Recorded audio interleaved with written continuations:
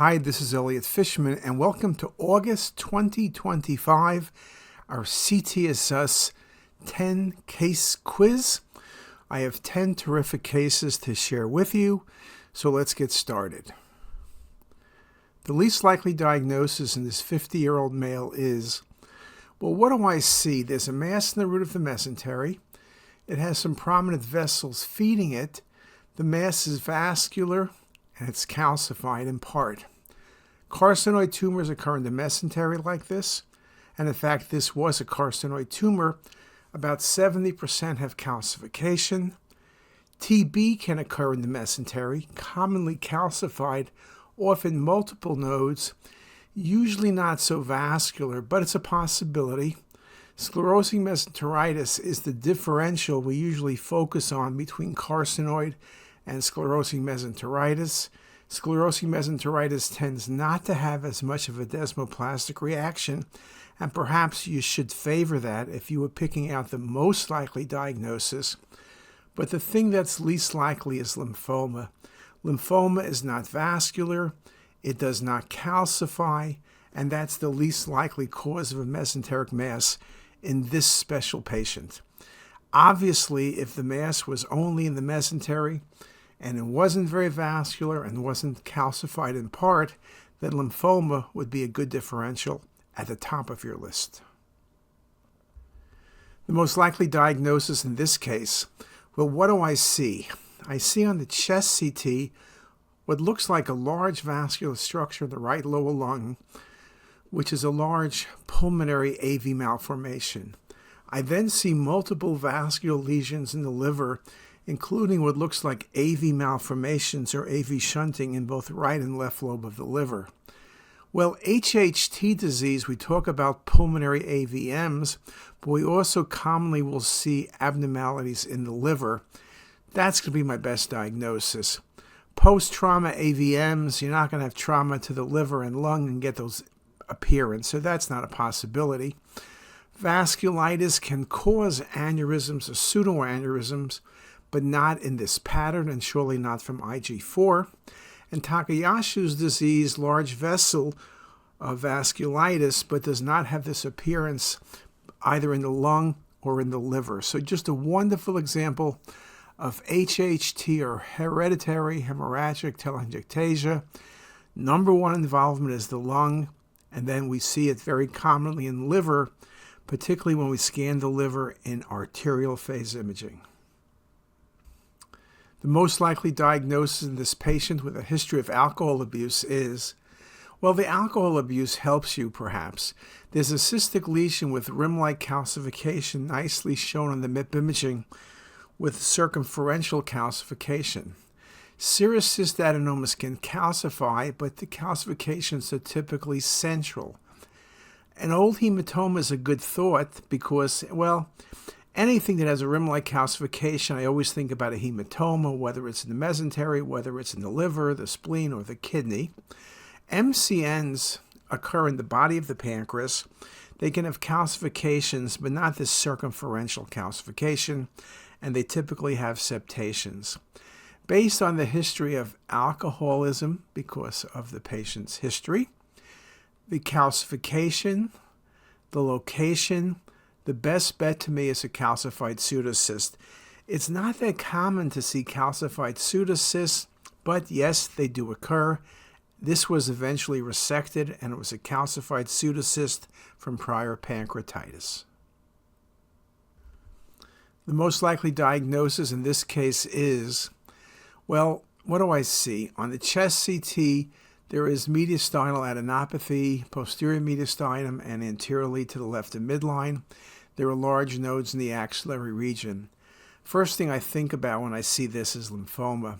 Then in the abdomen, you see nodes in the peripancreatic and paraortic region. This is not the look of sarcoid. Sarcoid does not give you axillary nodes, for example. TB can give you nodes, but this is not a great distribution. Same thing with the axilla, and TB nodes often have calcification. Melanoma is a possibility only because melanoma can look like anything.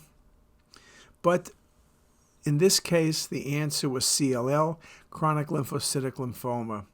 Again, to mention, melanoma can look like lymphoma every single time. But if there's no history of melanoma, I'm going to go with lymphoma as my first diagnosis. The most likely diagnosis in this patient is short of breath is, when you look at the axial imaging, there's a thrombus, or what looks like a thrombus in the descending aorta, very nicely shown on the cinematic rendering within the lumen. Now, angiosarcomas can involve vessels, usually the IVC, but that will occlude the vessel, not be an outpouching from the vessel. This is not a flow-related artifact. This is real. Lymphoma can involve the vessel wall, but usually with bulky adenopathy around it, and I don't see anything but an intraluminal filling defect. This is best defined as a thrombus in the arterial wall. You have to worry about this because this can become loose and give distal emboli, whether it's to brain, to the lower extremities, or to various organs. So it's a real challenge how to treat these patients. Some patients I've known they've gone in with intervention and removed the thrombus, but that is challenging as well because you can easily, at that point, have showers of emboli. Patients are usually treated more conservatively with anticoagulant therapy, but it is a difficult challenge. In this patient with a CTA to rule out dissection, what's the best diagnosis? Well, you have an axial and a sagittal view, and you especially see nicely on the sagittal view the communication, the connection between the proximal descending thoracic aorta in the ductus zone and the pulmonary artery. That's classic for a patent ductus arteriosus. Sometimes it's occluded, but here you can see the patency of it. It's partially calcified. Again, it's unusual to see this. Usually patients are asymptomatic. At times patients could have congestive heart failure or pulmonary edema. This is not a dissection, it's not an ulceration, and it's not a pulmonary artery aneurysm. It's much easier to detect the presence of a PDA on the sagittal projection. You could see I show you the axial images, and I tried really hard to show the communication, and it's there. But it's really hard to show because it tends to look like partial averaging. The most likely diagnosis in this 20-ish-year-old male is, what do I see? I see dilated loops of small bowel. The thing that catches my eye is the pancreas. It's small and totally fatty infiltrated. This is a young patient. If this was an 80-year-old, you might say diabetes, thyroid disease, something where you have pancreatic atrophy. But this patient's only 20, and it's not going to be diabetes. Anorexia nervosa can give you a smaller pancreas, but it's not going to have fatty replacement. And autoimmune pancreatitis can infiltrate the pancreas, but again, now with fatty replacement. The thing that gives you fatty replacement of the pancreas, and sometimes you just don't even see the pancreas, maybe you see the pancreatic duct, is cystic fibrosis. Cystic fibrosis also causes bowel obstruction because of decreased enzymes within the bowel itself. So a very nice example of cystic fibrosis. In this patient with an incidental lung mass, the best diagnosis, nicely on the MIP imaging and on the cinematic rendering, there's a bilobe mass in the right lower lung with feeding and draining vessels. No, it's not a hamartoma, which often contains fat, but would be separate from the vessels. Metastasis can have feeding vessels, but not this feeding and draining vessel, and it's surely not a primary small cell lung cancer. This is a beautiful example of a PAVM, or pulmonary AVM, where you see the feeding and draining vessels. This will typically be embolized. In this patient with a palpable neck mass, the least likely diagnosis is, well, if you look at the neck, you see a mass, and it looks like adenopathy. It could be lymphoma. That would have been my first thought. It could be seminoma, if you want to think a little bit fancier. TB and sarcoid are in there, though we typically don't see nodes in the cervical region like this. Then you see a large retroperitoneal mass, which displaces the patient's aorta. So lymphoma is still a good possibility. Disease in the chest, disease in the abdomen. Seminoma is a good possibility, but not as likely as lymphoma. And in fact, this ended up being a seminoma. What's unusual to me is not the abdominal nodes, which are somewhat low density, good for seminoma, but the large nodes in the mediastinum and the neck. That's a bit atypical. TB can give you large paraortic nodes.